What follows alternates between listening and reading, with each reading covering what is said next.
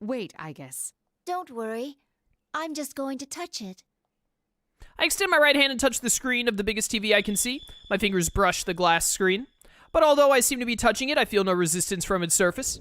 I push my hand forward a little more. A weak light runs across the screen and my forearm sinks into it. Amazing. Rings of light spread from the contact of my arm, rippling like water across a pond. Interesting. It's exactly as the police report said. What's it like inside? Do you feel anything? Not particularly. No. Wait a moment. My sensor detects a sensation I've never felt before. But the knowledge of what it is has already been recorded within me. It's the same as mine. It's hard to say definitively since this is my first encounter with it. But I believe this reading is from a personality module. Does that mean our retrieval target is inside the TV? Huh. Sounds like fun. I hear a voice come from an unexpected direction. Mitsuru-san and I look towards it. What we see is a silhouette wearing a low hood that covers his eyes and a tattered cape. It billows in the wind, looking just like a character in a Western movie.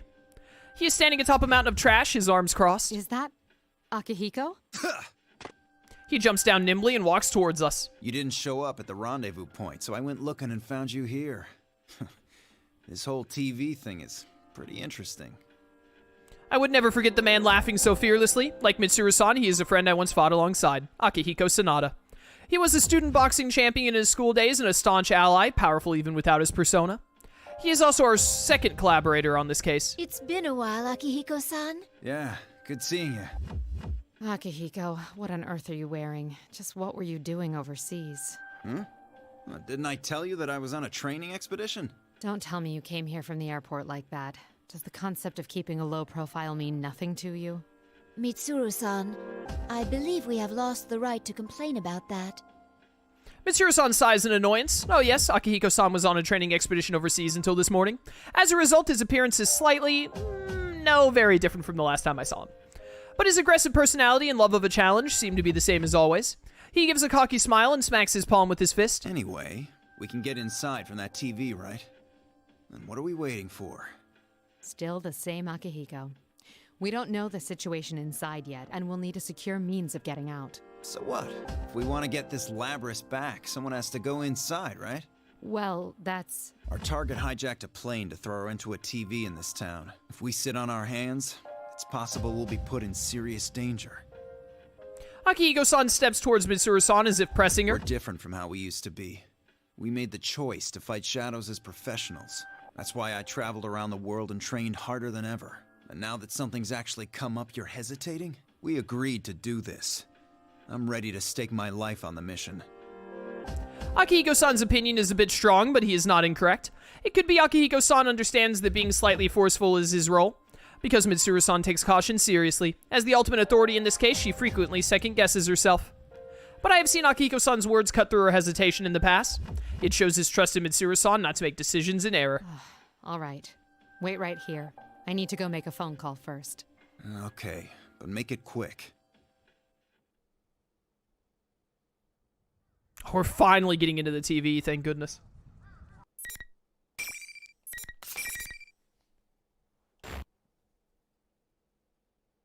I am surrounded by a white light that strains most of my sensors to their limits. A portion of my sensors indicate that I am currently in a state similar to freefall. I can't tell up and down from left and right. This continues for a while. Starting in the music room. I think Narukami started in the music room too, didn't he? That's neat, since they're both wild cards. Eventually, my functions slowly recover. I find myself in an unknown room, sitting on the ground. I quickly stand and check my surroundings. Is this the music room of a school? I can see a music stand, a grand piano, a blackboard, and portraits. There is an air of over-exaggerated theatrics to it, but I may not be far from the truth. Is this the world inside the TV? After the surreality of entering a TV screen, this comes as quite a surprise. No sign of Mitsuru-san or Akihiko-san. Did they land elsewhere? So much noise. I can't contact anyone like this. I attempt to use my communicator, but there is no response. This looks like an ordinary classroom, but it has an alarming amount of radio interference. When I concentrate my senses again, I detect a bizarre disturbance from the entire area that is unlike normal buildings. This may be another world after all. In any case, I must join up with Mitsuru-san and Akihiko-san. But just as I begin to make plans to do so, the monitor hanging from the ceiling switches on. What appears on it is how to describe it? A bizarre figure that looks like a living costume. I spy an unknown yet bewitching babe. How unexpected! Unexpected! Here we go again.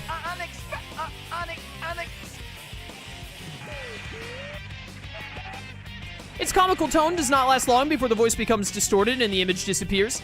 It reminded me of a malfunctioning machine. I stare at the monitor. I have a hunch that it will return soon. Just as I thought, the costume reappears. But its behavior is very different now. Case 04, unintended intruder. Entering elimination process. Its mechanical sounding voice is completely different from the joking tone it had before. And that phrase, elimination process. It seems that a battle will be starting. I release the safeties from the weapons built into my body. That's when a large noise comes from behind me. Whoa! Yo, is it my man Kanji?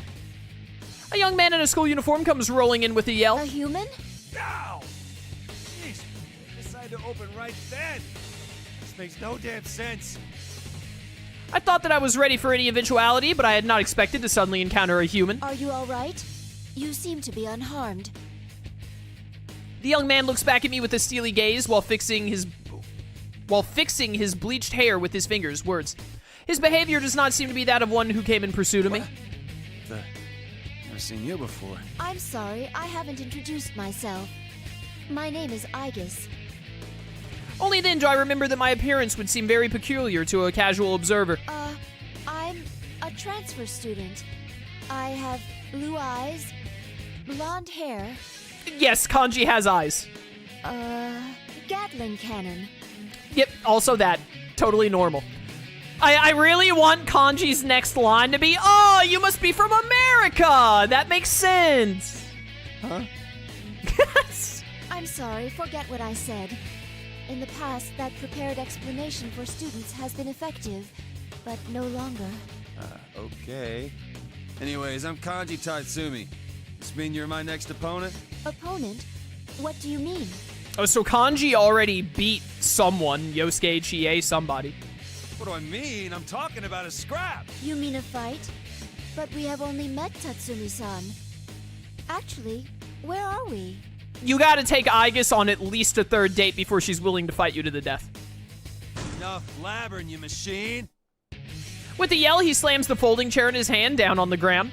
A cold, dull, metallic sound echoes and eliminates any possibility for talking this over. Fake girl like you doing calling me by my name. I go quiet. A fake girl. I understand how I might elicit such a reaction, but there is pain in my chest. Though I cannot help but smile at how instinctively I reacted that way. It seems I have become more human-like than I knew. I was worried I might have to go up against my senpai, but I ain't gonna hold back against a robot like you. Thinking with a calm mind, I noticed a small incongruity in his attitude. When he first saw me, he seemed unsure and claimed that he had not seen me before. Yet though he knows now that I am a machine, he doesn't seem particularly surprised. Aren't those two things contradictory? I focus my sensors once more and enhance the gain on my sensors, or my senses, words. I detect a faint interference. Because it had appeared uniformly across all my sensors, I hadn't been aware of it. What is this? Not gonna do anything. I'll make the first move. Take Mikazuchi! A persona? Light flickers intermittently. Could that be electricity? A thick barrel-like arm charged with voltage approaches from above. I jump back and narrowly escape a crushing blow. Nice dodge. Looks like you got at least a little bit of fight in you. A persona user. I was careless. I should have expected that possibility since I encountered him inside the TV. I do not know the procedure for attacking a human, but if he's a persona user, I must defend myself with the usual armaments. There is no avoiding this fight. I cannot fall here.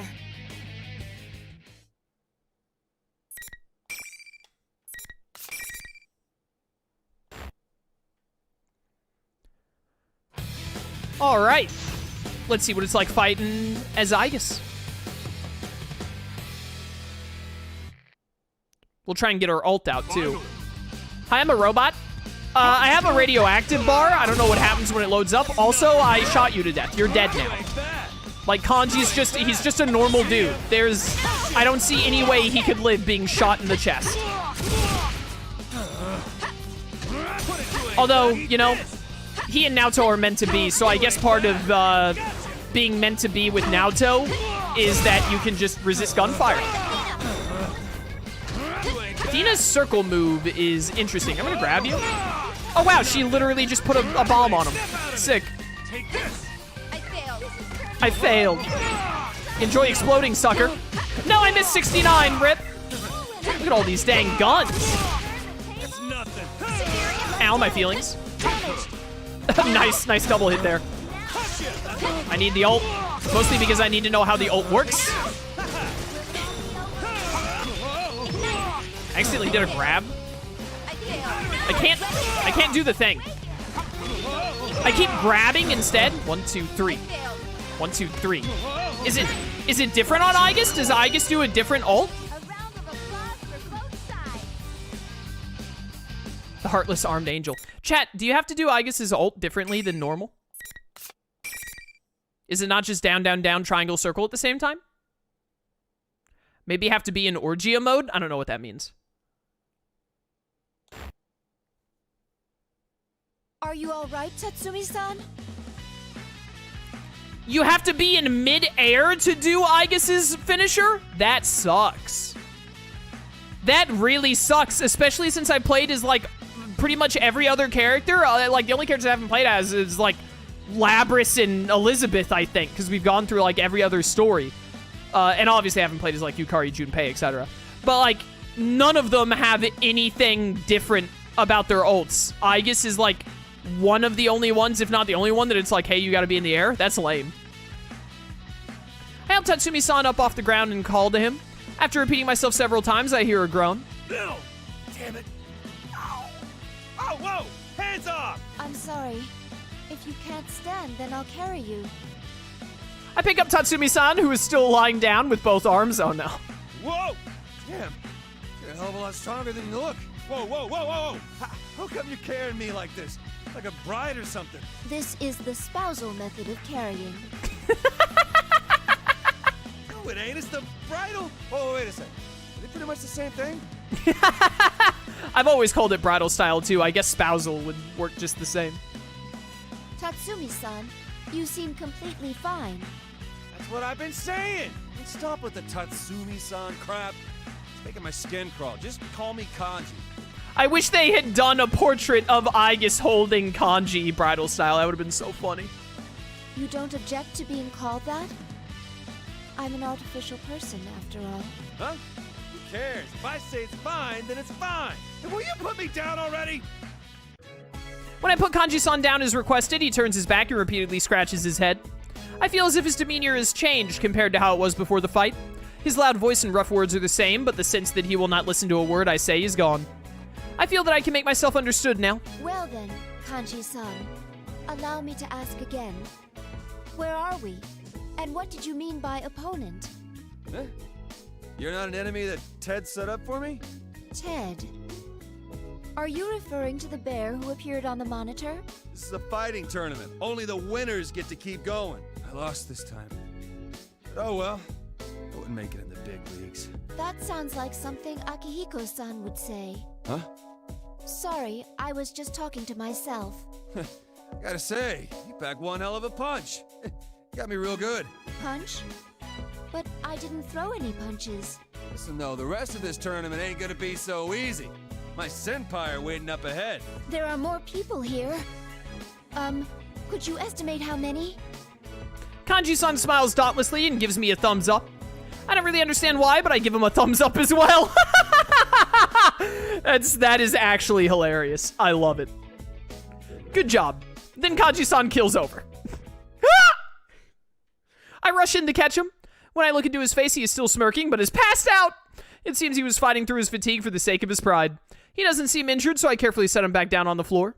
Suddenly, that costume, Kanji-san called it Ted, appears again on the monitor. Intruders are persona users. Due to difficulties in elimination, they will be acknowledged as valid targets. It's using that mechanical tone of voice again. The intruders must be me and the others. Since I won't be easy to eliminate, it appears that he's changing tactics. But what could it mean by valid targets? The monitor screen turns off once again. Just like before, it flickers back on after a few seconds. It is the same face as before, but a completely different attitude. Woohoo! What a fox! To join in on our fun? I'm A-okay with that if you're up for a little fighting. I'll wait for you in the next arena up ahead. This is more how he sounded at the beginning. He's gone back to normal, or at least recovered from the abnormality. Oh, silly me. If you're cutting in, you don't know who I am. I am General Teddy. Remember that name well. General Teddy. Apparently, he really is a teddy bear. He doesn't seem like one, but a number of things he said caught my attention. Joining in on our fun and arena. These are in line with the tournament Kanji-san mentioned. Is this tournament being held here? But the monitor is silent once again and does not return. I do not think I will make any progress if I remain here. I poke my head through the door where Kanji-san appeared to check my surroundings. What looks like a school hallway leads straight ahead. There appears to be no danger nearby. I manage to hoist Kanji-san's body over my shoulder and try to leave the room. What? Something gets stuck and prevents me from proceeding. I stop and check, but I cannot see any obstructions. Both of the sliding doors fell off when Kanji-san came in, and the way is completely open. It should be wide enough for me to pass through easily, even with a person over my shoulder. Yet I cannot proceed. Something is getting stuck. I slow my walking speed and check to see what part of me is getting caught. That is how I discover something surprising. Nothing is blocking the way, yet only Kanji-san's body cannot pass through the door. It seems there is an invisible wall, one that is selective and prevents only Kanji-san's passage between the room and the hallway. Something Kanji-san said comes back to me. Only the winners get to keep going. Is this what he meant? I increase the sensitivity of my various sensors, but I cannot detect any wall here. I have no way of destroying what I cannot touch, which means I have no choice but to leave Kanji-san here. Oh well. I will come back for you later. Please stay safe until then. Once he comes around, he's still a Persona user. It's not as if I'm leaving someone behind who can't fend for himself. I reluctantly convince myself to move on. Yo, we're back in the hallway! Best location in the game! While moving down the hallway, my sensors continue to pick up disturbances from everything in the school. It all looks so normal, though. There is a line of glass windows on the wall. Outside is a field level with the ground I am walking on. I seem to be on the first floor of the building. Eventually, I reach a doorway and cautiously venture outside. There is barely any difference in temperature or atmospheric composition compared to the real world, but the lack of wind is unnatural and there are other discrepancies between here and there. I turn around and inspect the building's exterior. This is indeed a school. I walk along the walls and go around the building. Soon I reach what seems to be the main gate.